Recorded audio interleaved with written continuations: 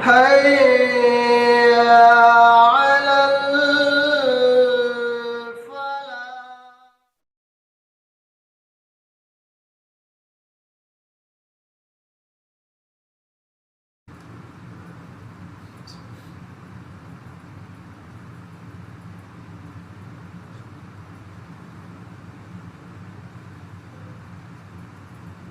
الحمد لله رب العالمين والصلاة والسلام على رسوله الأمين وعلى آله وأصحابه أجمعين أما بعد. أعوذ بالله من الشيطان الرجيم. بسم الله الرحمن الرحيم. وربك يخلق ما يشاء ويختار ما كان لهم الخيرة.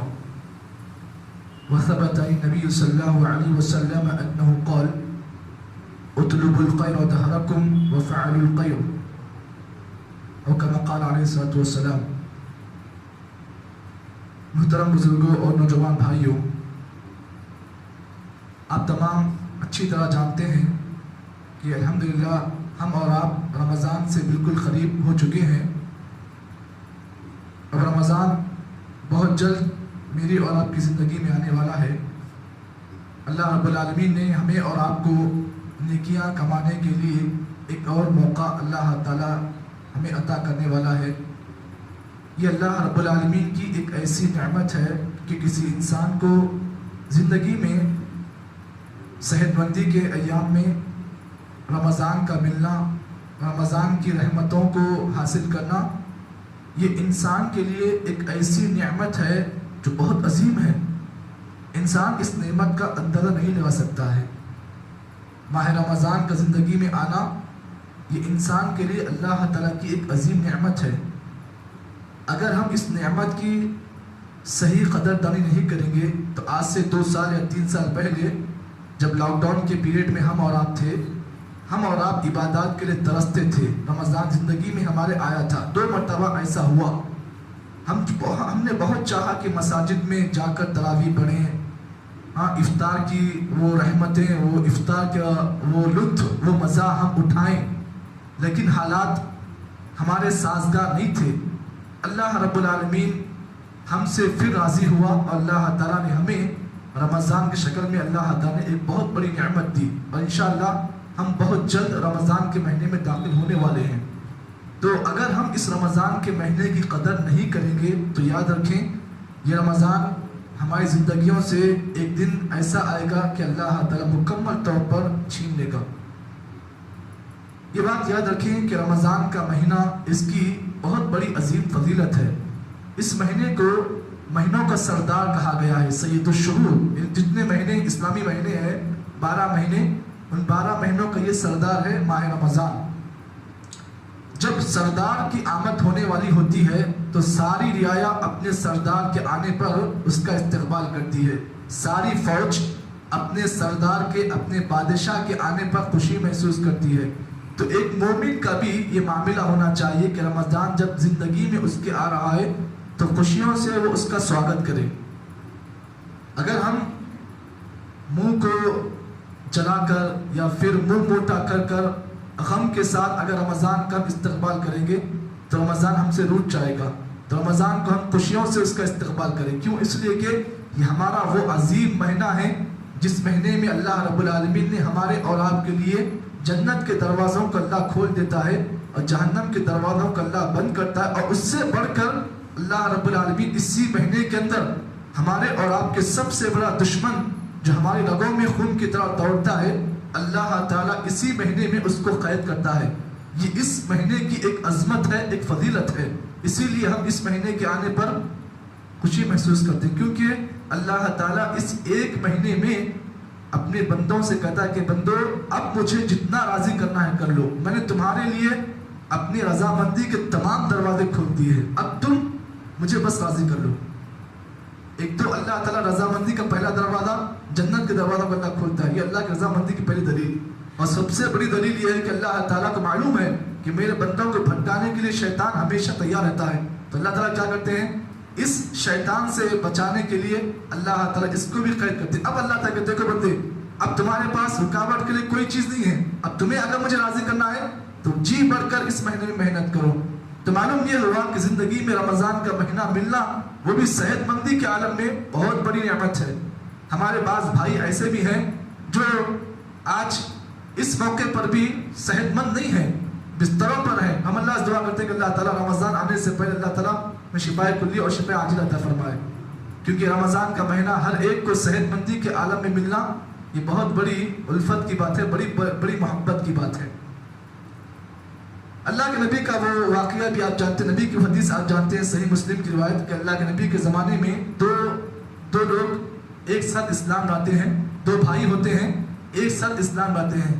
پہلا بھائی جو ہوتا ہے وہ اللہ کی راہ میں شہید ہو جاتا ہے، غزوہ کر کے، جنگ کر کے اللہ کی راہ میں شہید ہوتا ہے. اور دوسرا بھائی جو زندگی میں اس کے رمضان مل جاتا ہے، اس آدمی کا معاملہ یہ ہوتا ہے کہ اس سے پہلے اللہ تعالیٰ اس آدمی کو اللہ تعالیٰ ثواب میں اللہ تعالیٰ فوقیت دیتے ہیں. پوچھا گیا یہ آدمی جنت میں اس سے پہلے کیوں گیا؟ کہا گیا کہ وہ آدمی یہ ایسا آدمی ہے جو دوسرا آدمی جو پہلے آدمی سے مقام میں بڑھ گیا، اس آدمی نے زندگی میں ایک سال رمضان پا لیا. رمضان میں اس نے سجود کیے، عبادات کیے. اس کی وجہ سے اللہ رب العالمین نے وہ آدمی جو غزوے میں شہید ہوا تھا، اللہ کے راستے میں جنگ میں جا کر شہید ہوا، اللہ تعالیٰ نے اس سے بڑھ کر ثواب اس کو دیا جو رمضان کے مہینے کو پایا تھا. تو معلوم یہ ہوا کہ رمضان کے مہینے کو پا کر اس میں عبادات کرنے کا بہت بڑا مقام ہے اور بہت بڑا منصب ہے. اب یہاں پر آپ اس بات کو بھی جان لیں، ہمارے اسلاف جو سلف صالحین جن سے ہم وابستہ ہیں، اپنے آپ کو ہم سلف کہتے ہیں. ہمارے سلف کے بارے میں آتا ہے کہ وہ شعبان کا مہینہ آنے سے پہلے شعبان کی مہینے کی تاریخوں کو اپنے ہاتھوں سے گنتے تھے. آج شعبان کی 1 ہے، کل 2 ہے، کل 3 ہے، پرسوں 4 ہے، پرسوں 5 ہے. ایسا وہ لوگ گنتے تھے. یعنی شعبان کے مہینے کو وہ لوگ اپنے انگلیوں پر گن کر یہ معلوم کرنا چاہتے تھے کہ اب رمضان کا مہینہ آ رہا ہے. اسی لیے وہ لوگ انگلیوں پر گن کر رمضان کے مہینے کا وہ لوگ انتظار کرتے تھے. اور جہاں پر یہ انتظار کرتے تھے وہیں پر ہمارے سلف اللہ تعالیٰ سے دعا کرتے تھے، اللہم سلمنی لرمضان، اللہ اس رمضان کے لیے ہمیں صحیح سالم رکھ. اللہ طبیعت کو اللہ ہمارے صحیح سالم رکھ. اللہم سلمنی لرمضان وسلم لنا لرمضان، اے اللہ اس ماہ رمضان کو آنے والے ہمارے لیے اللہ سلامتی کا ذریعہ بنا. وتسلمہ منی متقبلا، اے اللہ تعالیٰ رمضان کے مہینے میں ہم جو بھی عبادات کرتے ہیں اللہ ان عبادات کو سلامتی کے ساتھ قبول فرما دے. یہ ہمارے سلف کی وہ دعا ہوا کرتی تھی جو سلف رمضان کے آنے سے پہلے اللہ تعالیٰ کی بارگاہ میں اس دعا کو پڑھا کرتے تھے. جہاں پر ہم اور آپ ان دعاؤں کو پڑھتے ہیں وہیں پر رمضان کے مہینے کے چاند کو بھی دیکھنے کا اہتمام ہمارے سلف کرتے تھے. یعنی شعبان کا جو مہینہ ہوتا ہے، شعبان کے مہینے کے اختتام کا جو چاند ہوتا ہے، اس چاند کو بھی دیکھنے کا آپ اہتمام کریں. اللہ کے نبی کی یہ سنت ہے کہ نبی اکرم صلی اللہ علیہ وسلم صحابہ کرام رمضان کا چاند دیکھنے میں ایک دوسرے سے پہل کرتے تھے.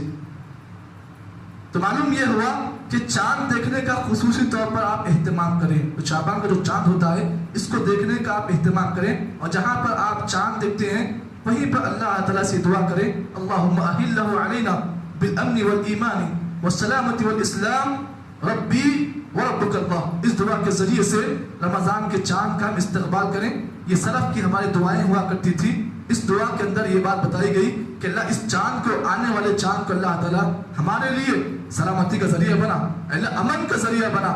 ربی وربک اللہ، چاند کو مخاطب کہے کر سلف کہا کرتے تھے ربی وربک اللہ، اے چاند میرا اور تیرا رب صرف اللہ رب العالمین ہے. تو بھی اللہ تعالیٰ کی عبادت کرتا ہے اور میں بھی اپنے رب کی عبادت کرتا ہوں. تو یہ معلوم یہ ہوا کہ یہ رمضان کے مہینے کے اندر اللہ نے جو ہمیں موقع دیا ہے رمضان کی شکل میں، اس موقع کو ضائع ہونے نہ دیں، ٹائم پاس نہ کریں. رمضان کا ہر سیکنڈ، ہر منٹ، ہر گھنٹہ بڑا قیمتی ہے. اور جہاں پر روزے رکھ کر ہم اللہ تعالیٰ کا شکر ادا کرتے ہیں وہیں پر اس رمضان کی راتوں میں قیام اللیل کا خصوصی طور پر اہتمام کریں، تراویح کا اہتمام کریں. اگر امام صاحب تراویح پڑھا رہے ہیں تو دلچسپی کے ساتھ آپ تراویح پڑھیں. یہ نہ سوچیں کہ 1 گھنٹہ یا 40 منٹ یا 45 منٹ بہت بڑے ہوتے ہیں، لیکن یاد رکھیں تراویح میں آپ جو قرآن مجید پڑھتے ہیں ان قرآن مجید کی آیتوں کو پڑھ کر اپنے ایمان کا تازہ کریں، ایمان کو تازگی بخشیں. قیام اللیل کے ذریعے سے اللہ کو راضی کریں. یہ کچھ باتیں تھیں جو رمضان کے آنے سے پہلے میں نے آپ حضرات کے سامنے پیش کی ہیں. اللہ سے دعا ہے کہ اللہ تعالیٰ مجھے اور آپ کو جو رمضان کا مہینہ بہت جلد آنے والا ہے، اللہ تعالیٰ اس مہینے کو ہمارے لیے مبارک بنائے، اللہ برکت کا ذریعہ بنائے۔ اللہ تعالیٰ ہم تمام کو رمضان کے مہینے میں کثرت کے ساتھ نیک اعمال کرنے کی توفیق عطا فرمائے۔ اللہ تعالیٰ ہر گناہ کے کام سے، ہر گناہ کی بات سے اللہ تعالیٰ ہر مسلمان کو محفوظ رکھے، آمین۔ سبحان اللہ بحمدہ، سبحانک اللہم وبحمدک، نشہد ان لا الہ الا انت، نستغفرک ونتوب الیک۔